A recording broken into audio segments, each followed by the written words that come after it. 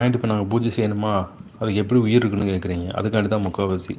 இப்போ பார்த்தீங்கன்னா யாகம் நடந்துக்கிருக்குது சரிங்களா. இன்றைக்கி வந்து 4 ஜாம பூஜை நடந்துக்கிருக்குது. இதில் பார்த்தீங்கன்னா விநாயகர் குடுவைக்குரிய அனைத்து விதமான விநாயகர் குடுவைகளையும் இந்த ஹோமண்டத்தை சுற்றி நான் வச்சுருக்கேன் பார்த்தீங்களா, சுற்றி வச்சுருக்கேன். இப்போ வந்து இந்த எதுக்கு நான் சுற்றி வச்சுருக்கேன்னு பார்த்தீங்கன்னா, இப்போ வந்து நான் வந்து ஒரு ஒரு ஜாமத்துக்கு வந்து ஒரு 5000 உரு நான் போடுவேன். 5000 உரு போடும்போது அப்போ இந்த 4 ஜாமம் என்பது 20,000 உரு என்பது இந்த விநாயகருக்கு வந்து ஒரு 5000 உரு போடுவேன். சிவபெருமானுக்கு ஒரு 5000 உரு போடுவேன். சட்டி தேவிக்கு ஒரு 5000 உரு இப்படி போடலாம். மிஞ்சி போனால் ஒரு 1000 போடலாம். போட்டு உருவேற்றும் போது இந்த வெறும் குடுவை கிடையாது. இந்த குடுவைக்குள்ளே வந்து பாதரசம், யானை வணங்கி, இன்னும் சில முக்கியமான மூலிகளை வச்சுருக்கோம் சரிங்களா. அப்படியே வச்சுருந்தாலும் கூட இந்த குடுவையில் நம்ம வச்சுருக்கோம் இல்லையா, அந்த வச்சுருக்கிறதுக்கு வந்து அந்த பொருளுக்கு தான், அந்த உள்ளே இருக்க மூலிகை தான் வேலை செய்யுமே தவிர அந்த குடுவைக்கு வந்து வைப்ரேஷன் இருக்காது. அப்போ இன்றைக்கி வந்து நான் யாகம் வச்சு நடத்தி இந்த யாகத்து ரீதியாக வந்து நான் வந்து இதுக்குரிய எனர்ஜிகளை நான் கொடுக்குறேன். இப்போ வந்து ஒரு யாகம் வளர்க்குறீங்க, இப்போ பார்த்திங்கன்னா ஒரு 108 மூலிகையை போட்டு யாகம் வளர்க்கும் போது இந்த யாகத்தில் வந்து நான் மந்திரம் சொல்கிறேன். இந்த மந்திரம் சொல்லக்கூடியது வந்து இந்த சுத்திக்கு இருக்கக்கூடிய குடுவைக்கெல்லாம் நான் வந்து உயிர் கொடுக்குறதா அர்த்தம். உங்களுக்கு சிம்பிளாக சொல்கிறதாக இருந்தால், ஏமா எந்த ஒரு குடுவையுமே வந்து உங்கள்கிட்ட டைரெக்டாக கொடுத்துட்டேன்னா அது என்ன வேலை செய்யுது என்ன செய்யுதுன்னு உங்களுக்கு தெரியாது. ஆனால் நான் வந்து யாகம் செஞ்சு உங்கள்கிட்ட கொடுத்தேன், இல்லை நான் வந்து மந்திரங்கள் சொல்லி உங்கள்கிட்ட கொடுத்தேனால் அதோட வீரியம் அதிகமாக இருக்கும் சரிங்களா. சிசியரை நிறைய கால் பண்ணியிருந்தீங்க, எப்போ வர்றதுங்க ஐயா அப்படின்னு கேட்டிருந்தீங்க. ஒன்றும் பிரச்சனை இல்லை. வியாழக்கிழமை நாளைக்கு சாயந்தரம் யார் வெளியிருந்து வர, சென்னை, பெங்களூர், கர்நாடகாலேருந்து வரவங்க யாராக இருந்தாலும் நாளைக்கு வியாழக்கிழமை சாயந்தரம் பஸ்ஸோ ட்ரெயின் ஏறினீங்கன்னா வெள்ளிக்கிழமை காலையில் வந்திருக்கலாம். வெள்ளிக்கிழமை 4 மணிக்கு பயிற்சி போடலாம்னு இருக்கிறேன் சரிங்களா. அப்புறம் குடுவையை வச்சு இது என்ன நாங்கள் பண்ணுறது அப்படின்னு கேட்டீங்க. இன்னொரு விஷயம் சிம்பிளாக சொன்னோம்னா, உலகத்திலே கிரகம் பிடிக்காத ஒரே கடவுள்னா விநாயகர் பெருமான் தான் சரிங்களா. உலகத்திலே கிரகம் பிடிக்காத ஒரே கடவுள்னா விநாயகர்.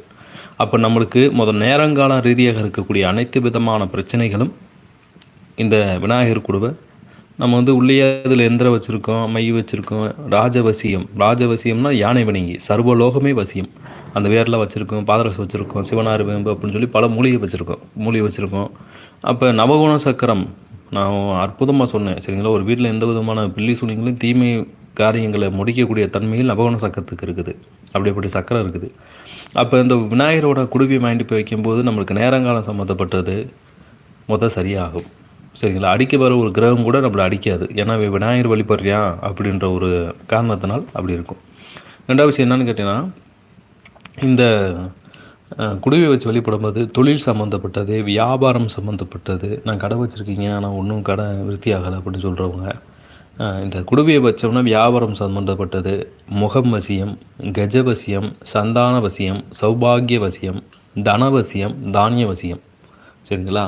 சர்வ ஜனங்களும் சரிங்க, தனம்னால் தானியம் வசியமாகும் சரிங்களா. ஒரு மனுஷனுக்கு வாழ்வாதாரம் என்ன தேவையோ அதுகளுக்கு எல்லா விதமான காரியத்துகளும் இது கண்டிப்பாக பண்ணணும் சரிங்களா. என்கிட்ட இருந்து வாங்கிட்டு போய் 27 நாள் நீங்கள் பூஜை பண்ணி தான் ஆகணும் சரிங்களா. அட்லீஸ்ட் 11 நாளைக்காச்சு நீங்கள் மந்திரம் சொல்லணும். இப்போ நான் மந்திரம் சொல்லிட்டேன், இப்போ நான் சொல்லி இதை நானே இந்த குடுவையில் நானே வச்சுக்கிற முடியுமா? இப்போ மந்திரம் நான் தான் சொல்லியிருக்கேன், இந்த குடுவையில் நானே வச்சுக்கிற முடியுமா? அப்போ நீங்கள் வாங்கிட்டு போகிற நீங்களும் ஒரு 11 நாளைக்குனாலும் மந்திரங்கள் சொல்லினா தான் உங்களுக்கு வசமாகும் சரிங்களா.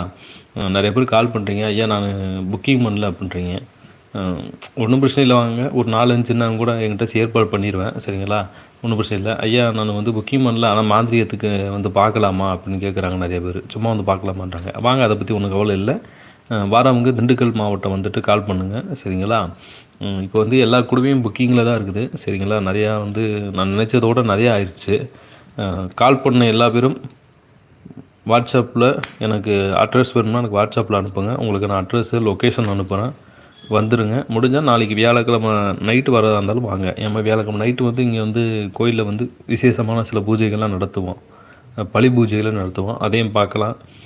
சில முறைகள் காளி வழிபாடு பண்ணுறவங்களாம் நிறையா வந்தாங்கன்னா ஒரு காளிக்கு வந்து எப்படி பலி கொடுக்குறாங்க, ஒரு காளியை வந்து எப்படி அவங்க பிரசனம் பண்ணுறாங்கன்றதை தெரிஞ்சுக்கிருப்பீங்க சரிங்களா. அதனால் பிரச்சனை இல்லை, யாராக இருந்தாலும் வாங்க, கால் பண்ணிட்டு மட்டும் எனக்கு வந்துடுங்க சரிங்களா. வெள்ளிக்கிழமை 4 மணிக்கு பயிற்சி போட்டிருக்கேன், கண்டிப்பாக வந்துடுங்க.